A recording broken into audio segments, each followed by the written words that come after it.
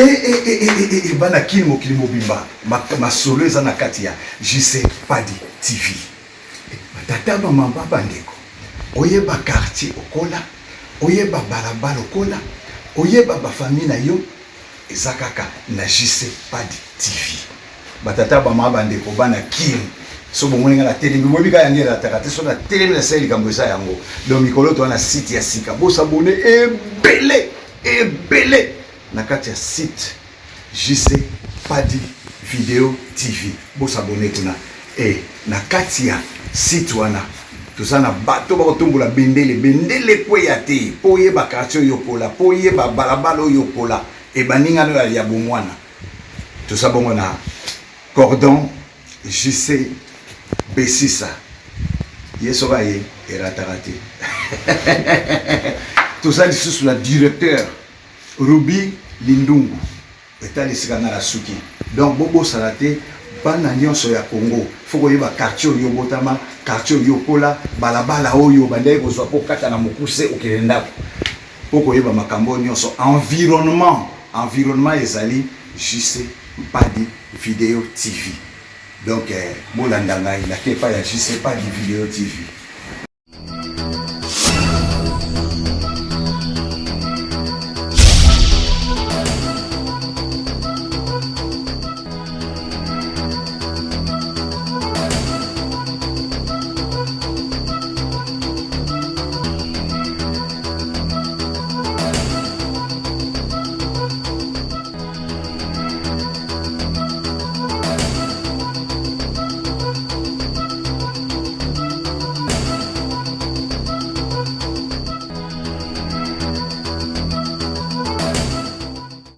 Voilà, merci beaucoup tout le monde au Balingaga. C'est pas des vidéos TV, on est de cœur avec vous. Voilà, aujourd'hui encore Clover Lissenga avec la grande équipe et avec Jean-Claude Bessissa, tous ali Awa, na commune Yansele, précisément dans cité Bibois, place où habite Robert Talisolo et découverte, il y a Bibois, donc aux ali Moko, na kati ya commune Yansele, puis précisément dans le district Yachang, donc l'autre dans Bibois Awa. L'autre côté là-bas, le Sébastien, place où puis Zaïkolang, il y a fait Papa Nabisol Tumba Simaro, à quoi augmenter soirée dans les côtés au pays BCBGP, il y a JB PNB, tu rappelles trop dans le Sébastien, tu rappelles avec force et détails. Je dis merci comme ça à Fifine Dongala, depuis Belgique et pourquoi pas aussi à Chantal Dongala. Sans oublier mon vieux Edo Makola, mon thème, ma maman en Gracia, donc Ingracia, tu peux se montrer ce que vous allez. Merci au boss, si c'est pas des vidéos TV. Merci au DG Rebelinding, merci à tous les grands partenaires.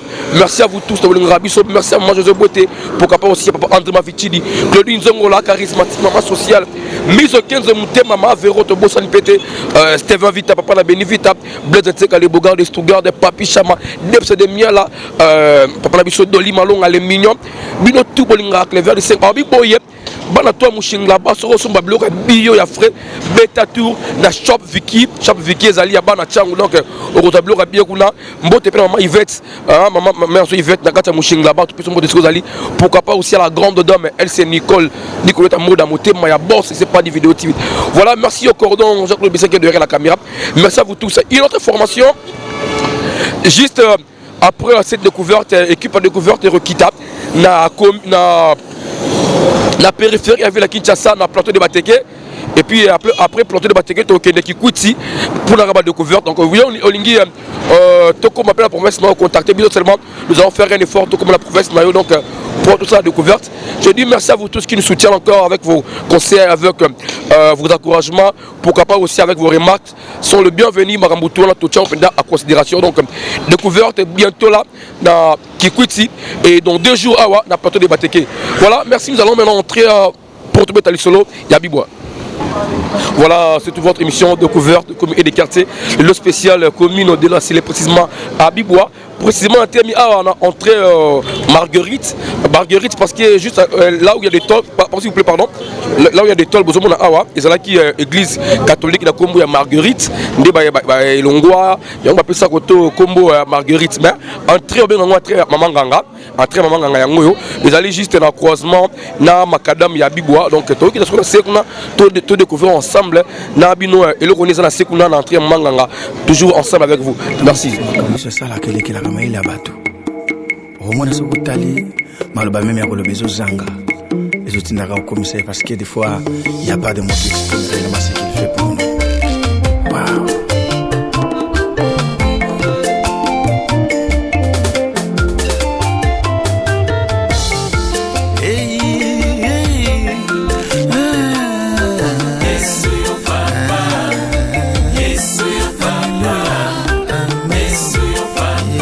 Donc voilà, cette émission de couvert de communes et des quartiers, le lot spécial de la commune d'Elancélé, quartier Bibois, donc tous les guides, ils vont nous expliquer un peu Bibois. Nous allons découvrir Bibois ensemble avec vous, côté positif et puis du côté négatif. Donc parce que cette émission, ça nous permet de découvrir Mboka, de découvrir Mboka, qu'est-ce qu'il y a comme difficulté, quels sont des côtés à Malampe et à Escabatoazalra. Bonjour chef. Ok, bonjour. Comment on dit pardon? Non, comme on a Modeste Masuna. Voilà, mais c'est Modeste Masuna, tout le monde a coin aux activités nous à la côté. Ngai naza chef de parking ya Bibois. OK. Musala nanga eza pona tala ba taximen et pona bongisa nzela ya ba chauffeur nanga. À propos ya souffrance oyo bazolela pona mai. Nzela na biso ezala ki bien mais tozo senga gouvernement na biso atali la biso nzela na biso marque maezo koma na nzela moya ya kolekeza te ba chauffeur bazolela soki mbule beti ba mama ya quartier bazolela makasi eza problème ya kebino ba chef na biso bo bongisela biso nzela oyo ya Bibois. Voilà, merci beaucoup. Donc on a mon route principale na bino yango ya. Oui, eza route na biso principale babenga kango avenue Manga avenue Marguerite. Voilà. Ya Bibois D. Voilà, avenue Marguerite, tout le monde macadam et bébé, est-ce qu'ils ont là qui boye ou bien ça y est dans macadam bien? Ezalaki etikalaki muke po batie le biso macadam babongisaki déjà mais à propos ya mituko ya minene ya ciment ni mituko mususu ezokoka na mabele na biso te tango ezokita nde déranger nzela na biso ezali susu bien te. Voilà, merci beaucoup monsieur Donatien. Monsieur Modeste. Merci beaucoup monsieur Modeste, Yendaza guide na biso donc voilà. On va parler avec les gens ici dans la commune à Bibois. Tu as des difficultés là, Mbote hein? Mbote papa. Comment est maman? Comment est maman Lolo Yongo? Maman Lolo, on a bassin, où tu vas? Ah, tozana passe na likambu ya venir en plus likambu ya mai mai tungisa biso makasi pona courant tozana biso moi bien mais likambu ya balabala na mai ndeso pesa biso pasi yango tozo senga na mokonzi na biso to lingi e mingi ata ila biso likambu atela biso prince awa nesika o po esunga biso na ba pompe ya mai moi yango bozo ngwa boy tozo to ka musika kuna na prince kuna même côté même maman ya forage ezati maman ya forage ezali mais yaka chaque jour te donc ako eza kota prince kuna nde totondaka bato ebele tala banda na kendaki ngokana ozonga yango banda 8h na kendaki na banzi oso 12h mais yango bozo ya kosomba ou bien ofele somba base moko boye 200 francs. Ce qui est vrai, c'est pas. Ils ont un cher pindate, mais ils ont pas de distance. Hein? Distance, ils ont distance, papa. Ils ont pas cher. Pas mal, ils ont biso ya régie des os, bacheli biso. To remona passe au to ke ko somba kana ba sans fate to ko futa farti nde mutu so futaka. Donc si je comprends bien, côté normalement est quotité. Ma ina no quotité. Maman Lolo, hein? Maman Lolo. Merci beaucoup, Maman Lolo. Voilà, donc nous continuons notre émission découverte de communes et des quartiers. Awana, commune, il y a scellé précisément la Bibois. Papa Mbote, hein? Mbote, papa. Comment on est, papa? Papa, comment on a papa Kamazalei? Papa Kamazalei, il faut dire Koto. La fin du Koto, yo. Il faut dire Koto, ça fait combien de temps, Koto? Nga Koto, on a 3 ans. 3 ans. Où t'es commune? Nga Nazaki na commune à Nani limité. Limité, alors, pourquoi pour qui Bibois que autre qu'à limité? Pour qui Bibois, Liboso, pour les côté, moi, ils bien. Maîtrise order à bien moi que côté mais quand nzela on dit que c'est le côté à Bibwana. Donc côté botinda raté na mai na pangote hein. Ba mai na pango za raté ça dépasse comme monte na monte mais pour na ba pango za ka bien. OK. Voilà. Côté difficulté ni bosan côté c'est côté papa Bolimbis pardon. C'est côté au bin dans la police vous appelez na harmonie. Bon difficulté ça na côté. Kaka la police ya baujana wana bazotungisa biso koto moyen te na butu baeda butu wana okanga bato désordre makambo da désordre ndé penza problème ce soit na za koto mais côté kuluna za la raté kuluna bakuluna te pona koto kuluna te biso pe to landelaka bango pona bakuluna wana to lingaka te ke bazala koto au moins ngambo ya Bibois ngambo kuna OK ndé sika bakuluna bakenda ko batema kaka. OK Voilà, merci beaucoup papa. Papa Nani. Papa Kamazalei. Merci Papa Kamazalei. Donc voilà, nous continuons notre émission découverte de communes et des quartiers. Aujourd'hui, découverte à la commune de Lancélé, précisément à Bibois. Donc, vous avez qu'une collée, vous avez vu qu'une collée, vous avez demandé à cœur qu'on descende ici à Bibois pour faire montrer comment est-ce que la vie de Kinshasa et Zalibo, découvrir ensemble avec vous d'autres milliers que vous ne connaissez pas. Voilà, c'est ça le but. D'ailleurs, nous faisons notre boulot. On a un guide ici qui va nous aider bien de bien découvrir la commune de Lancélé, précisément à Bibois. Donc voilà, toujours à Wana, commune Lancélé. Précisément à Bibois, on doit avoir des précisions. Pourquoi? Parce que nous, on n'a pas tellement la maîtrise du milieu, parce qu'ils ne sont venus que faire notre boulot. On a rencontré un monsieur, il a repris sa bise au mois, précision, tout ça, à Bibois, mais dans le quartier. Parce que Bibois, apparemment, c'est une cité, mais il y a des quartiers dans le quartier à Bibois. Voilà. Bonjour, chef. Bonjour. On doit être un peu lingala. Oui. Voilà. Comment on a pardon? Moi, c'est l'évangéliste Gindinga Mbemba Rémi. Je suis le cordon de chef des localités, chef des rues. Ça, ici, dans ce quartier de... Quartier Touo Ngamayo, à Bibois. Okay. Parce que l'autre rive, c'est Bibois. Okay. Ici, c'est... Le rive du fleuve, c'est Ngamayo. Quartier Touo Ngamayo. Voilà. Nous sommes dans le quartier Touo Ngamayo, mais donc toujours dans le quartier Bibois. En tant que chef des coordonnateurs de riz, dites-nous un peu comment est-ce que la politique entre vous et habitants de l'Égrandé, est-ce qu'il y a vraiment une bonne politique, enseignement, bâtiment à propreté, est-ce que Moussa Pénessel m'a bien la surveillance côté? Bon, population en soi, il se prend en charge, mais ils ont les caca, ils ont une dimension abissotée. Nous-mêmes, nous nous débrouillons, vous avez vu des eaux. Là où il y a des eaux, on se débrouille voir comment pour qu'on trouve les passages. Mais mingi, difficulté de l'érosion à Makassi, la limite au poste de Lingi, aussi ça on connaît les fleuves. Il y a des érosions à Makassi. Alors, Nanzela Mouné l'unique, vous voyez entrer à sortie, vous avez 3 coupures, place pour la Colo, et ça il y a les boulons Mouné, et ça les mailles, à Wapé Pembeni, quelque part ici, vous voyez que maï et zo vanda ebele ils ont un niveau ya batakaje on fait des efforts ko chaba saki ko chama belé pour que mata mais vraiment ils ont les la biso on a dimension ya ba conduire ba ko gérer. Est-ce qu'il y a des fois aussi le bourgmestre descend de ce côté ici à mon anding difficultés ali puis atinda à secours akita mingi surtout na ba aksa minene kuna pona kinbo peto chaque samedi par exemple mais pona makambo penza etalin zela ba érosion boyé. Nous, comme des notables, nous avons tantôt écrit à ceux à qui nous avions voté. Nous avons écrit dernièrement pour que l'honorable vienne aux rescousses. Mais, la réponse que jusque-là, ce n'est pas encore. Nous sommes dans les préparatifs. Il s'agit de quel honorable? Bon, celle qui est habituée à venir sur le terrain, c'est honorable Moutinga, qui est marié. Député national provincial. Député provincial de la ville pour la circonscription électorale de Lancélé. Nous avons des sièges. Voilà, merci beaucoup. Une autre question encore à part ça, parce qu'il y a une émission, on va découvrir au pays milliers de côté il y a l'insécurité ou comment? Je n'ai pas bien compris. De ce côté ici, est-ce qu'il y a l'insécurité? Quelle est la politique qui est entre la police et la population? Bon. Ah ouais, vraiment, le phénomène tout ça n'existe pas. Sauf que il y a des dérapages partout, mais côté on a calme Zali, sauf que difficulté Zali il y a une sortie de tes abamma iboye, tout ça enclavé, c'est là que bimela moko c'est le transport. Le transport coûte des difficultés. De ce côté, il y a aussi des espaces, voilà, il y a des espaces en cœur qui sont toujours à vendre, ou bien le milieu est déjà envahi par des gens. Bon, il y a des espaces parce que dans le temps, les gens se sont achetés des grandes parcelles qui essaient de morceler à un moment. Mais ce qui va il y a pas de les ambiants, c'est ambiant, c'est la nouvelle cité. Mais c'est pas ces alliés, il Sombi, Neto Pembe, Sombi, na Tongi, mais c'est pas ces alliés, mais c'est pas ça sûr. Et ça que Moutou a été le pain au poisson, sur la moyenne, il peut vendre ça. Il y en a.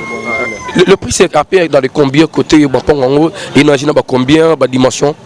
Le 20 sur 20, quand vous allez au Tobégi Manzengele, de 5 à 10 000 dollars, l'endroit où nous sommes, c'est souvent, ça varie de 7 à 15 000 dollars, tout dépend de la parcelle et la distance par rapport à Anzela. Ce qu'on m'a dit qu'on a la presse déjà, ils ont cité ambiance Makassi, il y a des parcelles qui varient de 20 à des 50 000. Merci beaucoup. Vous avez dit le nom, c'est... Moi, c'est le cordon Gindinga Rémi. Merci beaucoup, Cordon Rémi. Donc voilà, nous continuons notre émission découverte des communes et des quartiers spéciaux de Bibois, le quartier tout haut. Voilà Ngamandu, Ngamayo. Donc tous à Bibois, dans le quartier tout haut, Ngamayo, pour le compte de l'émission découverte. Merci. Tous à la direction Kama, de ce Kama Yango, donc en train de régie des eaux. Et c'est prolongé, il y a des liboso qu'on a donc à la commune, il y a Sélé Nabibo. Voilà. Hormis ça, nous allons, dans cette émission, ça nous permet aussi de prendre le problème des gens qui ont de petites souffrances. De Biki Bosonga, Bossala Openda, de Bossagina Hélène, nous devons le faire aussi dans Maman Oyo, parce que Hélène, tu bien qui, Kimbela Nabiso, Bossumi Hélène. Puis voilà, aujourd'hui, Hélène, c'est les grâces. Vous allez voir les images. Hélène, maintenant, a Fongoli, moi, mini-shop, a chargé mon téléphone. Par rapport à vos aides, c'est que l'Hélène a la bonne. Maman Boté, hein? Boté, papa. Comment est maman? Maman Anto. Maman Anto, fan du app. Papa, il a venu Kankolo. Kankolo, Nabibo Koto. Ah, Kanabibo. Likolo kuna? Likolo penza. Voilà, maman na mono teka mai, yango de intéressé ma kasi komona maman teka mai, mai o teka aux enfants combien? 500 francs. 500 francs. Au sommet, il y a 500 francs. Au 500 moussos. Au salaire, combien de tours la journée? 4 tours. 4 tours. C'est pour gagner combien? 2000 francs. On gagne à 3000 francs. 3000 francs seulement. Aux Alabans? On a ban à 4. Ban à 4.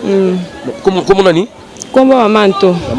Voilà, vous avez compris la raison pour laquelle j'ai interviewé Maman Anto. À la fond, il y a 500 francs. Cela veut dire 100 francs, moins de 1 dollar. On a moins de 1 dollar. Donc pour les gens qui comprennent bien, moins de 1 euro. La journée, elle doit gagner au moins 3000 francs. Eux ont varié à 1 dollar, 5, quelque chose comme ça. Donc, il y a gagné la journée. Et c'est là Sunga Libota, à Sunga Bana 4. En tout cas, le pour ça, il y a Hélène, tout Sunga maman, tout Sunga maman vraiment, yépé. Atika mbongo parce que kotambo na mai banda tongo kotambo na ngoti pourquoi pour que vous gagner a gagné une affaire il y a 1 dollar en tout cas mai on peut être comme moko 50 francs donc na 50 francs donc mbongo moko tout désiratoire en tout cas Claudine Zongo au tala image maman nanga Nicoletta Moda maman fond baba aussi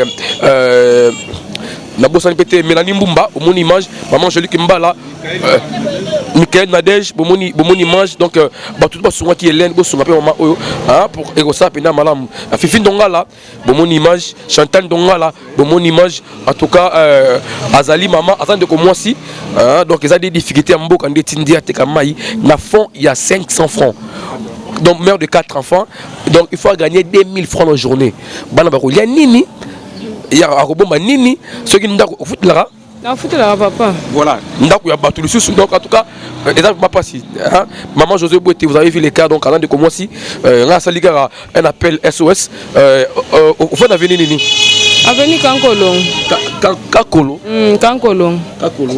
numéro combien 20. Voilà, merci beaucoup de Rossalango. Et ils ont bien sûr avant tout fêter. Peut-être avant Bissoto qui Kikuti, parce que Kikuti pour lundi, peut-être lobby ou peut-être samedi. Parce que samedi, tu as plateau de batterie, donc lundi, mardi ou bien le week-end. Bosungi bena maman isa penda plaisir à fêter bien abana yepe bana balia soso et bana pe bala tata lamba et ça peut bien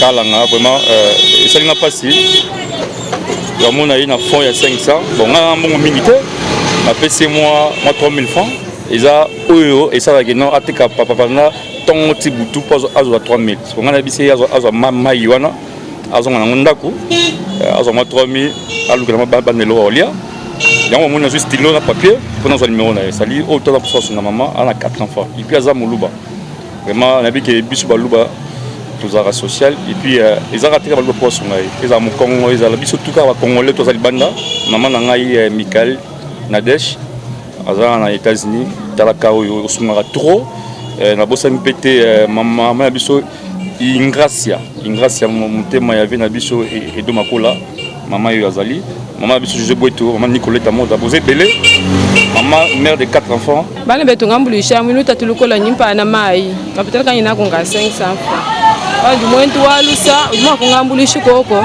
mo kala ko jambulishi koko ni bana. Voilà donc votre mission de couverte de commis des quartiers. Le lot voir Hélène qui vous avait aidé la fois passée là-bas aide Nabino voilà. Aujourd'hui Hélène a essayé un peu de changer un peu ses modes de vie. Elle n'est plus na mbila par rapport à ce que vous avez fait tout le monde quand même moi mais ça à tiba mèche à tiba chargeur à téléphone à tiba bon bloc bombo donc mais je ne sais pas moi on a notre message Hélène Boni. Eh bien tout le monde quand même ça va par rapport à Nini ya mbila. En tout cas ça bien ma casse mais faut na lunga na moi boy en tout cas na souffre pancas moi ça ma casse mais boy vraiment ça va mais na moi vraiment mbongo za comme keba suanga ka abati ngate na lunga boy na kuma na maison na moko. Voilà, merci beaucoup. Là, vous avez compris le message d'Hélène. Donc, Hélène demande de sorte que non, voilà, au Bossouan qui merci Nabino, Bossouan qui geste on peut encore couper sous parce que ils ont soungé mais Azali n'a pas là. Il faut de moi, attends-moi hangar, moi, forme une maison et pour protéger le pour la mutuelle derrière, Fania, du coup, derrière ma baie. Toi, le mois de novembre, chaque jour, à la Kidimboule les obéta, son boule bêté, la mutuelle, moi, dans la biloko, en tout cas, il vous appelle moi, difficulté, moi, mingi. Mais merci, nous, parce que Hélène, vraiment. Hélène, le geste quand même, et mon ami, mais tu sais qu'il faudra encore toi assister encore pour la deuxième fois. Voilà, Hélène, au second très bien. En tout cas, on a pile à téléphone, chargeur, mèche, biloko, mike, bonbon. Ba bloka pema ba chips ba cano ba yes ba chargeur en tout cas voilà depuis bandi quand même ça ba client ba somba en tout cas ba client ba somba na mais malgré bambula fona longa ana lukaka place à maison. Merci beaucoup Hélène. Je crois je tiens encore à vous dire vous qui avez aidé et continuez encore dans Isamoukié il faudrait au moins Isamounene pour permettre à vivre encore très bien. Voilà c'est un peu ça Hélène. Voilà merci beaucoup hein. Voilà maman Zali. Ah, voilà, merci. Il y a papa et maman qui sont là la fois passée. Qui papa, maman Zalagité, hein, maman Boté, hein. Boté papa, merci. Nous sommes allés na makasi, maintenant zamba sommes allés na makasi na kosola bien, na kosepela bien. Tout ça pour ça, elle on a baba la bouée, hein. Bazula tellement maison moi pour na abattre tableau on a, hein. So ba tala yo pour ça la rater mon coloana, ba tout ba souvent qui est là nous savons ni. Basonga biloko nyonso kosongela na biloko nyonso papa na solo la kam tete na yeba lingala biete voilà développer tete là nyo songela na dimena nyo yange meso dimena ka manende bijasa ko soki manyia makanga lo chimbo yele na le sac la mamba papa nango OK mboti papa mbote ndeko na ngai papa na ibiti yo sana ne pa Hélène et puis ngana za papa kulutu na ye. OK voilà tu veux la fois passer wa na mo mukiba ndiko batindaka tu ko sungele to abengi biso to mona kame mo message yango au pesa message ni. En tout cas na remercier mingi na façon botambo les de continuer bongo na kosepela mingi eza pona ele na te boko tena batu mususu kozanga kitoko mingi. Alors ngai papa kulutu nozaka bato zaka ba boutiquier to ko kiebele mingi te mais na kosenga oye komi pe na mkoko na ngai mana alors boba za batu mususu ka ebele koleka wana na zane sengo mi pona eloko wana vraiment misali za mingi te atanga bo mona lati boye kolati za likambo te mezali nde komibongisa mais nazali nde mutansaka bilanga nazana bilanga lelo nde na vandite nde na mibongisi po na nota babugolo bamona nga salite te na kosengeli etambola bongo po na ngai te po na bato nso continuer kaka bongo merci mingi gouvernement tano itonda sepele loko wana cette initiative nazana kondima na ngo mingi merci mingi merci beaucoup papa voilà en tout cas vraiment merci beaucoup donc je tiens à signaler encore que non voilà la manière dont Hélène a travaillé ils a bien été aza libanda pena sombu les bandits bloko et pour l'amboule robeba si y aura moyen encore hein maman na ngai bino to bonda biso Fifi Ndongala donc vous connaissez s'appelle Hélène Claudine Nzongo ngai faut qu'on s'appelle Hélène voilà maman Nicolette Amoda aussi maman José Boeté bino tout bon maman vous connaissez Hélène Tolongo alongo ce qui je crois moins dans les 30 $ 50 $ et ça peut permettre à au moins maison pour là il y a par monter par mois 30 $, mais surtout si à garantie à 2 ou 3 mois ça peut le laisser moko à foutre à muke ce qui nous a reçu là elle a une koto ba maison zali En tout cas, quand on maison, c'est à côté Bonassé. OK. Mais quand quand même tu vas répéter moi hangar moko. Attends, quand on a un hangar, ça problème mais côté que ça la passe. Faut pas Bonassé, côté va des poteaux et ça la bien. Voilà. Voilà, merci. Il faut le voir parce que côté ça un peu reculer bloc électrique m'a bien té à mata côté à des poteaux ndengelen morbi. Voilà, merci beaucoup donc nous continuons notre émission de couvert de communes et des quartiers to kigara. Le lot na commune il y a les ngambo elente, le elle avait tellement insisté à remercier Batou. Na ba geste basala ki yango tozongela ki tout le monde a quand même geste oyo. Hélène a continué maintenant.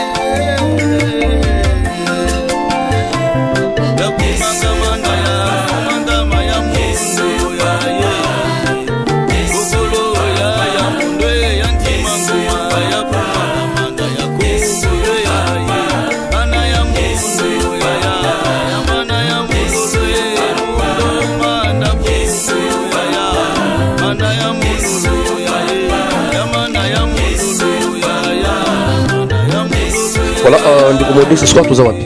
Awa toza niveau ya ba cimetière ya ba chinois. Cimetière, cela veut dire les chinois ba sumari pas pas qu'on a bandé na bango. Je pense que zalaki place na bango babandaki kokunda bango mais mikolo bazo kunda lisusu te. Donc eza cimetière ya kala. Eza cimetière ya kala. Oyo babanda kokunda ba chinois mais ezaka pona ba chinois ce n'est pas que batunyo so babanda kokunda bango place oyo.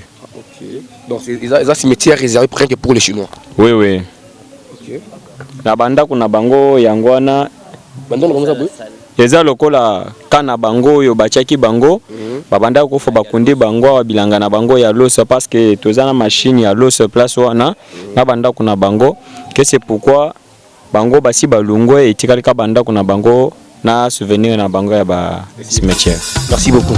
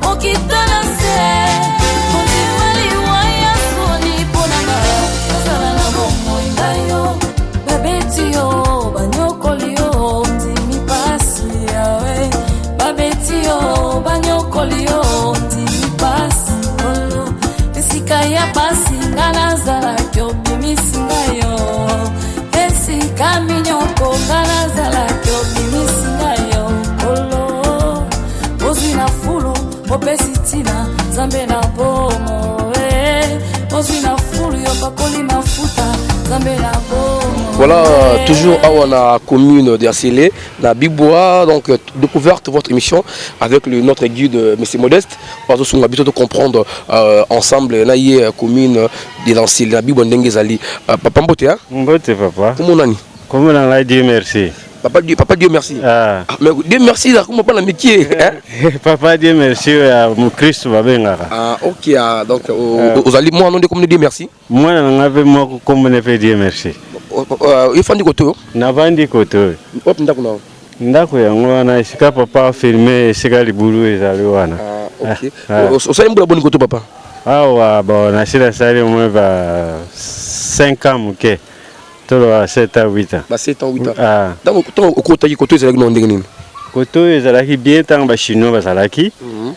Ezalaki bien puisque basalaka pe piscine ezalaki quelque part awa. Mais nzilo basalaki yango ba chinois mais basalaka nde terrasse te. Yango moni berozoka ya mbula ya mai ya mbula ya mutu ebuki yango ezolongolaka ndamu. Koto ndo azobi ngo manzengele. Manzengele pour ça libulu. Bon, pour ça libulu na ndenge descente bon ezaka baptisaki yango bon. Voilà, depuis longtemps, on a caméra, la moni vivre frété, la moni mapate, on peut voir en bon, map ezali, bon, map on va jouer en ligne, c'est un nombre effectif, mais va jouer bon, tellement tu vas suivre côté moi mingi zoko ka ume la te. Le monde a réussi. Mais répéter que mon allons chercher plus que si, ndambo pe na moni kuna. Bon, voilà, côté vise à rendre ni bossa la winzi wapi. Winzi to kenega kuna na likolo na bibwa. Bon, nani? Côté prince kuna ngambu kuna. OK. Oui. Donc côté Winzizate hein? Winzizate ezaka mo za mike bakwa bali gablo bo. Mende bateka rapé mo ba. Biloko va vivre frère moko batana kati kuna. Voilà, une autre question, tout comme d'avoir presque la mois festivité hein, quand nous toi de décembre, quand nous t'es fête de Noël et puis il y a nouvelle et aux en janvier. Koto aux millennials la ningani, puis na Covid-19 aux millennials la ningani. Bon, comme tel comme millennials selon position. Bon, mikolo ango talaka ezoko kame, on n'a pas d'argent. Toujours bundaka nenzamba ko sala. Bon, on ne sait pas. Voilà, merci beaucoup Papa Di, merci. Papa Di, merci. Mutuna sur côté, Kouloune a raté. Té. Pour la Kouloune ezalaki liboso. Mais pour le moment Kouloune ezate. Puisque à partir quand ba check ba militaire ba benga ba onso ba nani. Ba ujana. En tout cas, calme. Bon, est-ce que bon peut ujana ba déranger binoté? Ba za ko déranger kaka bon, osane oyibi kaka service militaire. Ndé siko pona ka na cash nende yango penzande bon. C'est obligatoire pour la santé, la bisoignon voilà. Bamusu ça quoi bosana bon. Il faut toujours les rappeler. Mais ce que la monde doit respecter en très très bien. Merci beaucoup Papa Dieu, merci. Voilà donc nous continuons notre émission en découverte des communes et des quartiers Awa na Bibwa, na commune ya Sele, na district ya Tchango. Merci.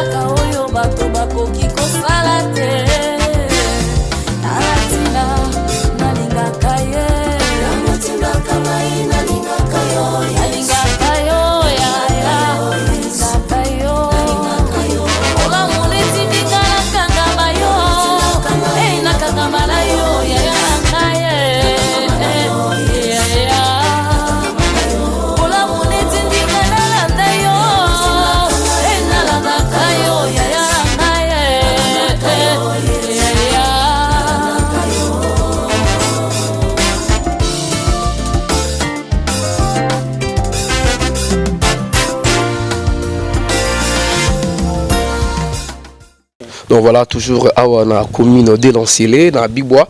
Mais c'est modeste là, tous les Awa toza toujours na Bibo, mais au niveau de Manzengele, dans l'école de Mbikaï. Voilà, c'est l'Institut Mbikaï. Oui, ça c'est l'Institut Mbikaï. Bon, ça fait partie de l'école Yamine Nakoto na Bibo Ngambo. Oui, pour na koto ya Bibo Ngambo, tozaka na école Institut Mbikaï nde école ya munene toza nango. Voilà, tout petit peu école en envahi na maï boye inondation. Mayo c'est là il dit à quoi? Non, je pense que année nyonso yaka mayo e dérange ka ba élève po batanga et comme akati niveau ya likolo ezama ya biso ya fleuve ce qui fleuve etondi mayo wana e yakati niveau na biso yo moni bantu ebele ya côté ya o baza pembeni na école ya Mbikaï babandi ko mata niveau ya likolo et sala ka ba année nyonso mais toyebaka sujet nangote. Donc si je comprends bien donc derrière cette école fleuve. Derrière cette école, mais c'est en distance parce que Eza Pembenité, Eza Moussika, mais ce qui m'a étonné, et comme à Kati, niveau ya école Yambika. Distance, ça peut faire combien? 1 mètre, 1 kilomètre ou quelques mètres? Je pense que ça peut tomber même en 4 à 5 kilomètres. Donc le fleuve est tellement très loin. Oui, est tellement très loin, mais à propos, il y a un boulot Ezobeta, des autres dit ça, au monument et comité niveau Yabissoy. Voilà. En tout cas, merci beaucoup. Donc voilà, donc chaque milieu a ses réalités. Hein. C'est un bon milieu. Je vis une école bien construite. Il y a son excellence Steve Mbikaï qui est le ministre de l'Action humanitaire. Donc il a d'autres écoles telles que le Cartésien, lycée Carnot. Il y a pas mal d'écoles dans le niveau limité qu'on a. Mais ici aussi, c'est un bon type qu'il a pensé aussi. On a habitat à côté, on a une école pour permettre que l'avenir de ses enfants soit assuré à côté, Batanga, parce que l'avenir, les études, c'est l'avenir d'une nation et puis de l'avenir d'une personne, mais malheureusement, ça a dérangé dans le bout là. Donc, ce qui m'ont fleuve a tondi, a dégagé. Donc, comme je ne suis pas si certain que cette année, les enfants vont étudier. Bon, peut-être, après un mois, et bien, donc peut-être au mois de février, ce qui est février, les enfants pourraient aussi reprendre le cours parce que cette année, surtout dans l'année où ils ont l'école Mingi, ils ont vacances vu la pandémie de Covid-19. Merci beaucoup.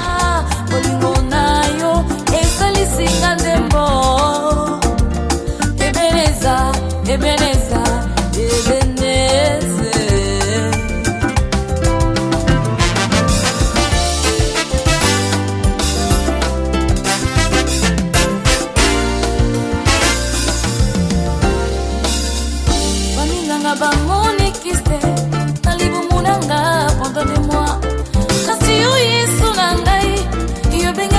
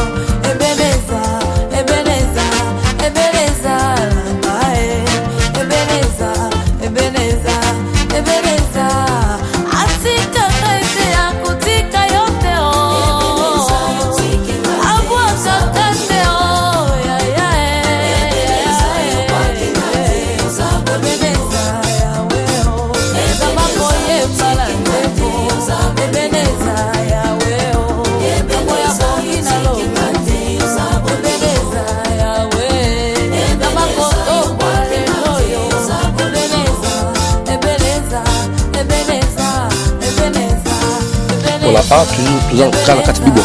Ah oui, tozaka na kati ya bibwa na descente ya Manzengele niveau ya maya mucholi oyo ezokatisa bana kampem na bana bibwa.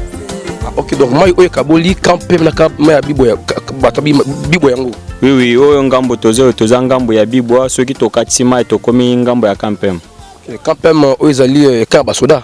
Oui, eza ka ya basoda, mais ka ya basoda eza niveau ya likolo mais nyonso eza kaka ka ya kampem ya district. Voilà, merci beaucoup. Donc mai oyo ezama oyo esunga la population koto tellement qui difficulté mai ezali pour ko sukula bilamba ba ka ngaba bamba awa pour na ko sukula pe tout ba ko nyondo na awa, mais hormis ça ko ba melaka ba mai mususu donc mai aussi avara bango pour na ko nika bilamba et puis pour na ko sukula bilamba. Voilà, mbote hein.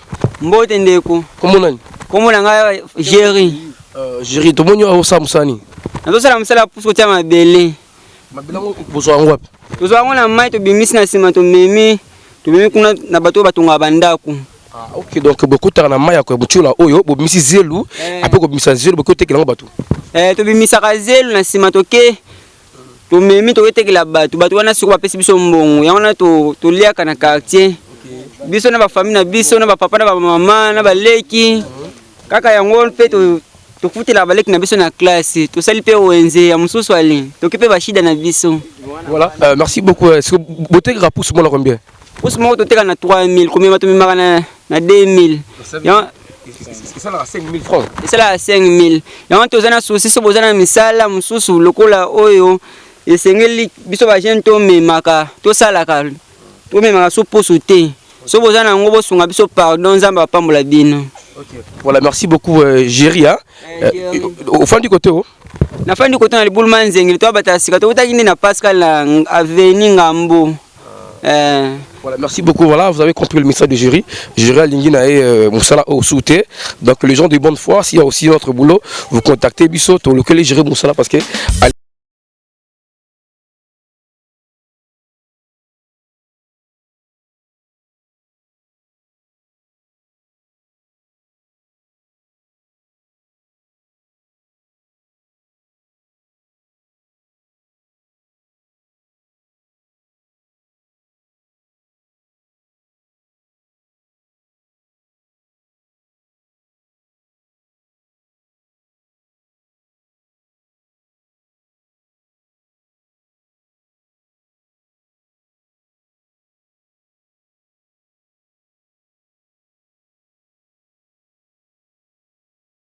toujours dans votre émission de couvert de communes et des quartiers spécial communes de la Célé, précisément à Bigbois, donc tous en de Comodeste.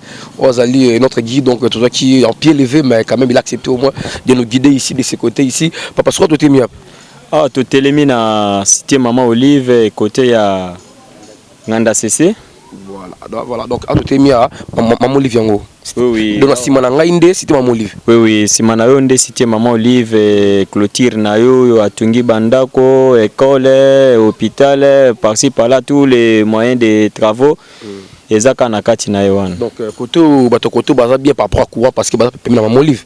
Oui, banto côté bazo sepela makasi parce que Maman Olive a sungi bango pona makambo ya courant, possibilité maïza, sécurité isa quand même bazo vanda bien. Oko ya nanda kwa tana butu, il n'y a pas de problème à propos ya makambo ya bakulune par-ci par-là, wana makambo eza côté été. Donc côté c'est comme si une cité moderne hein. Oui, ça c'était comme une cité moderne. Bande kona biso baza likolo ba mususu na kati ya ville. Chaque samedi, dimanche bakitaka koto yo à propos ya activité oyo esalaka koto yo bameli masanga oyo nde lokola ba ya si nani ya masanga ya mbila. Donc voilà, donc maintenant il peut nous aider à prendre ces images voilà. Donc ici quand on va clôturer là mabaya wana na nzete to mona yango nde penande site baya kapenda koto chaque week-end komela CC masanga mbila. Donc beaucoup on appelle le caméraman peut nous aider aussi l'image voilà. Voilà, c'est comme ça ça la en bongo. Donc et où t'as dans mbila de bakangi en bongo puis voilà et misi masanga. On ça et c'est un peu côté la kati comment est-ce qu'il y a bien les gars merci. Voilà donc tout ça à chaque millier à ces endroits spécifiques donc le coup là awa na bibo donc en tout cas bibo na nganda CC en haut donc imaginez mutaouti centre ville avec awa luka CC donc CC ça veut dire masangambila opende à pire le rôle à maman na biso Nicolette en mode donc ceux qui présente ça de petit bino pourquoi pas aussi à mon vieux Paolo Zengel le grand pétrolier donc le grand pétrolier Paolo Zengel je pense qu'il anga baye parce que bana tout penda ya poto ba Kinshasa so baye beti tour babeta tout en nganda CC bozomona quand de bomona ngo awa et inda mabe quand de mona bati banda kwa bozomona bandora ndele donc week-end des apenda awa au pesi mbwa boy oyo baye CC donc bomona CC beaucoup prendre CC ça masangambila to kuti ndeko moi si maman mbote mbote papa kombo pardon Myriam Myriam yonde responsable oui.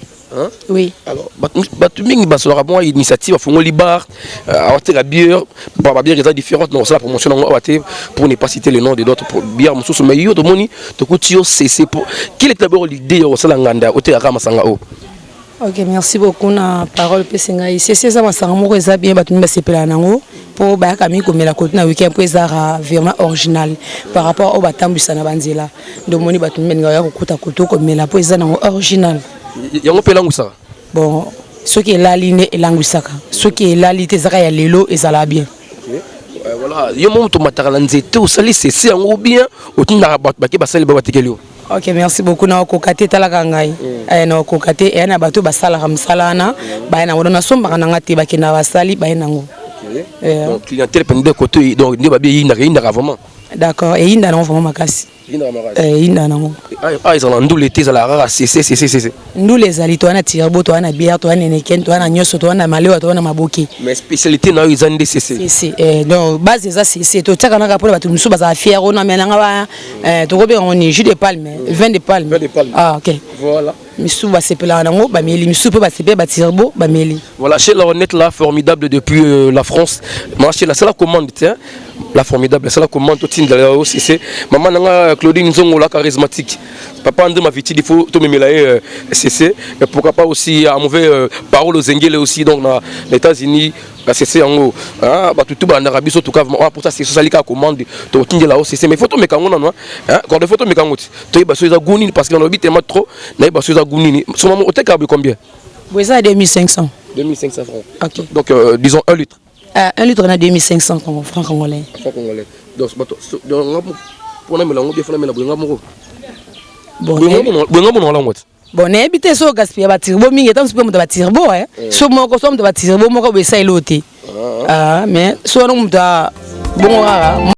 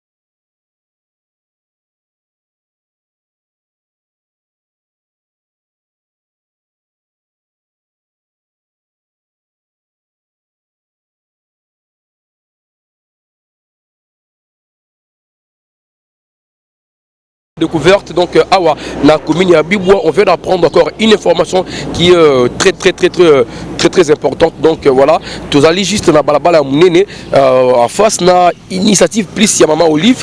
Donc côté au courant pendant ali ya bien il y a bien côté.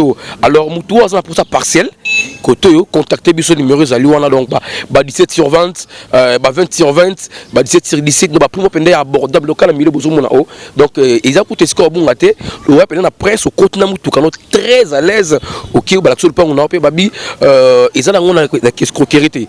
Il y a eu des gens qui ont acheté de grandes parcelles à minene c'est pas pour commercer donc et ma souvent mais ba concession à l'époque mais aujourd'hui ba commercer là donc na ba chose na ba 8000 balles au 9000 pour l'instant il y a des offres tout le monde aussi ils ont pas voulu filmer mon copain a filmé mais tout le monde donc des offres pendant bien ils allaient ceux qui m'a comme prêt to filmer na téléphone comme on a tout des lieux donc ils allaient 17 sur 17 na 20 sur 20 donc 8000 na 9000 donc ils a bon donc ils a député mo attention marché micolo donc ce qu'on a pour ça vraiment contacter sur numéro ils allaient voilà to ça l'open show et puis voilà au tinement ma famille non awa à moni ça donc ça permet aussi que non aux ici na Kinshasa awa mon festival vitable c'est donc clever le loko donc na bisongo commandant il passe ya problème mananga obego na posa lupango pango tout le monde yango donc mutu to na posa benda mabele donc papa André ma vitidi upse ngapé de yango tout le monde yango balobi boyi donc